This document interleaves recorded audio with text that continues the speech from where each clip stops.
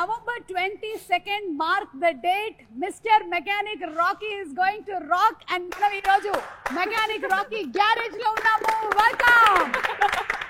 అయినా నాకు తెలియక అడుగుతానండి, ఆయన గ్యారేజ్ లో వర్క్ చేస్తారని ఇంటర్వ్యూ మీరు గ్యారేజ్ లో పెట్టేస్తారా?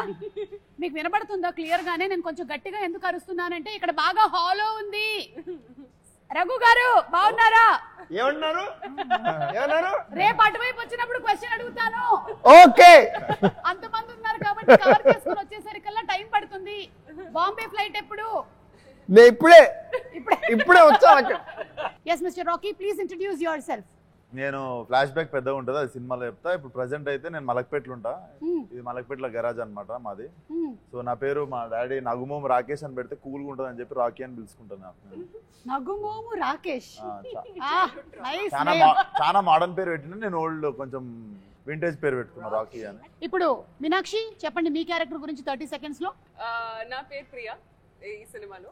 అండ్ ఒక చాలా స్టింజీ లాగా నేచర్ ఉంది, మనీ సేవింగ్ నేచర్. అండ్ చాలా వాట్ యు సే మైజర్ మీరు. కంజూస్, చాలా కంజూస్. కానీ she is a very good person at heart. Okay, yeah. చాలా హెల్ప్ఫుల్ గా, నైస్. అది కంజూస్ గుడ్ పర్సన్ కాకూడదు అనే రూల్ ఏమీ లేదు కదా. హాయ్ ప్రియా. హాయ్ సుమా. శ్రద్ధ మీ గురించి చెప్పండి. నా క్యారెక్టర్ పేరు మాయా అని. మాయా అని. ఓకే, మాయా. ఈ మధ్య మాయా ఓన్లీ. అని is not my surname. Okay. అప్పుడు షీ ఈస్ వెరీ చాలా ఇన్నోసెంట్ గా, చాలా హెల్ప్ఫుల్ గా she comes into the universe of Rocky and she just outright helpful. అలా మాయా. I love you. యా, నా మైక్ సచ్ నైస్. పర్లేదు, holding me back. Yeah sir.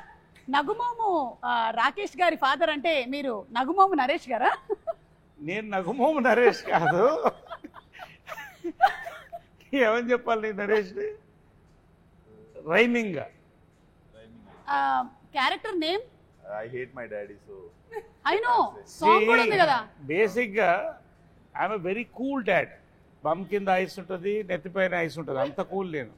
At దీంట్లో just opposite character. అది నాకు నచ్చింది. దీంట్లో నాకు నచ్చింది ఏంటంటే మామూలుగా జనరల్గా కూడా ఎంత కూల్ ఉన్నా కూడా ఫాదర్ అండ్ సన్ రిలేషన్షిప్, యాక్చువల్గా ఫాదర్ అనేది very beautiful character which is not focus, only mothers are focus. I don't know why.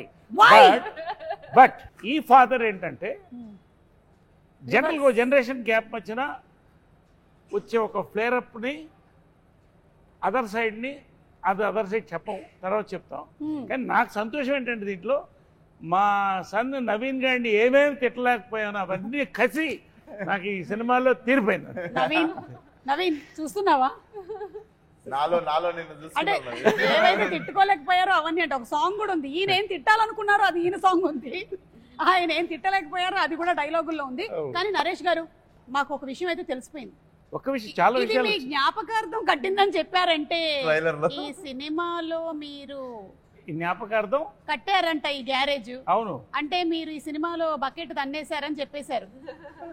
అంటే బకెట్ తన్నడం కంటే నా ఉద్దేశం ఏంటంటే ఒక ప్రపంచంలో ఒకలాగా 6 మంది ఉంటారు. సో మళ్ళీ రావచ్చు కూడా చెప్పలేము. ఓహో.